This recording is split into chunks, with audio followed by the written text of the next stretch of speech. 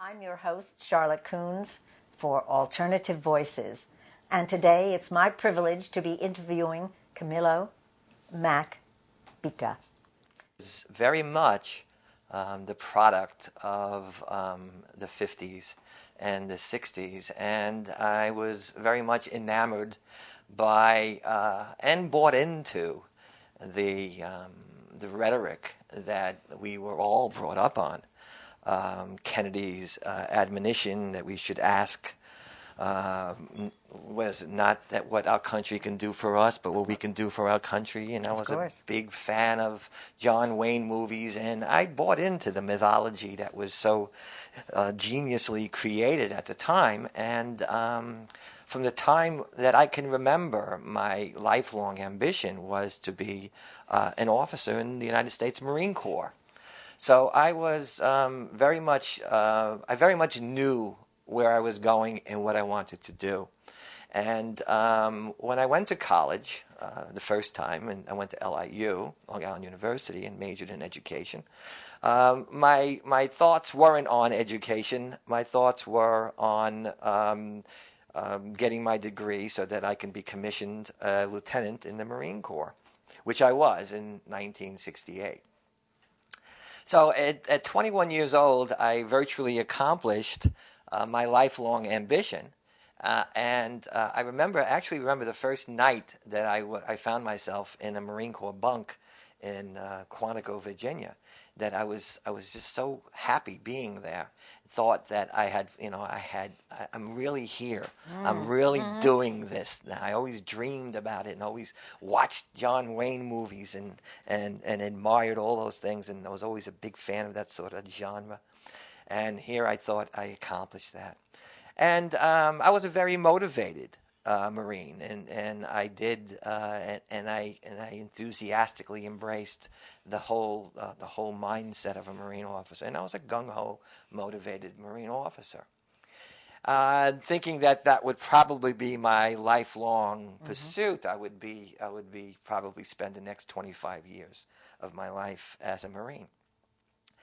Then, as was the case with all Marines and most service members at that time, as soon as I completed my training, which was kind of a rush job to get us out there in the field, I was sent to Vietnam.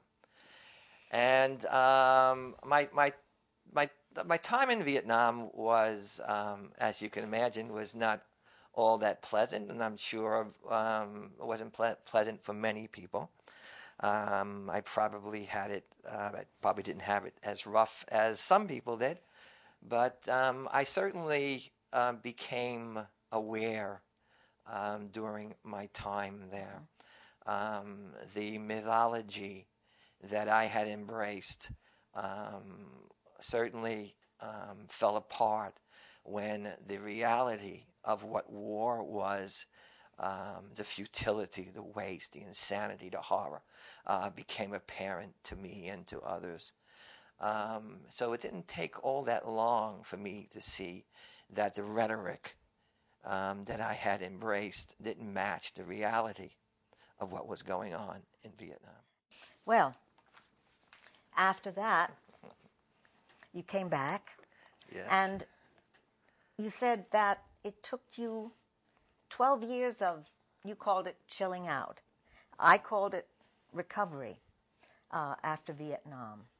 And then you decided that you needed to do something for others that had been through the experience you'd been through. Could you talk a little bit about the program you started around 1979? Yes. When we came back from Vietnam, there really wasn't much going on. People were just trying to rejoin society, to find some normalcy. Those of us who entered military service and went to war had a very, as you can imagine, a very tragic and dramatic interruption to the flow of our lives. We, during the whole period of military service, we always thought about what would we do when we got back, and how we are going to go on with our lives and restore normalcy. We hoped we could. But it seemed that the reality was, when we got back, things were very different. At least that was my first notion, that things have changed so drastically here. And it wasn't for probably a good period of time until I realized that things didn't change. I had changed. War does that, changes people. And all the relationships that I had before seemed hollow to me. There was my mother, and there was my father, and there was the woman I was engaged to, and there was all my friends, but it just wasn't the same. The friends I had made in the military, they became my family. The people back home were like holograms to me. And the reality of that, when it became apparent, was very tragic. The realization that your life had stopped, that everything that you knew before, all the things that we take comfort in, our histories are gone, and now you're some strange being that you're not sure exactly who you are or what you are. Living with war is not easy. Living with what we become in war is not easy. We all believe ourselves to be moral and good and benevolent and compassionate and understanding and rational. This is part of our self-image. Certainly, yes. And then when you find yourself doing things that violate everything that you held sacred, and with the realization of that, you really begin to question who you are and what you are. There really wasn't much available for us at the time to help us work through these matters. I mean, I was very fortunate. I had a very good family. I had parents and siblings who cared about me, and probably the reason why I'm here today is because of that. But my mother and father were Italian immigrants. They really had no idea of the war experience. My father was a World War II vet. He warned me not to go, but of course, being stubborn, I had to do what I had to do. They really didn't know what to do, how to handle it, and I didn't know what to do. So I just became a hippie. I just chilled out. I just sought an alternative lifestyle, not truly knowing what it is. I had a friend who lived on the same block.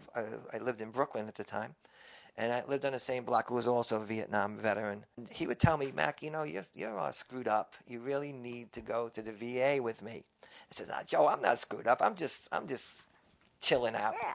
So I did that. I chilled out for a number of years, and finally one day, I don't know why, I said, Joe, I think I'm going to go with you to the VA. So I did. We went together, and we didn't really find all that much there. There was no understanding. There was no caring. It was a holding tank, and the VA's view of how to treat and work with veterans was to I call it the zombification of the veterans. They would give us massive doses of Thorazine, among other drugs, to keep us out of touch with reality. If you would have walked on the mental health ward of a VA, you would see 50 veterans shuffling back and forth down the hallway. We called it the Thorazine shuffle. Yes. That veterans were just existing, not creating trouble for anyone because we were all so spaced out, but not really living either. Okay. So we were in a state of zombification. They created living zombies of us.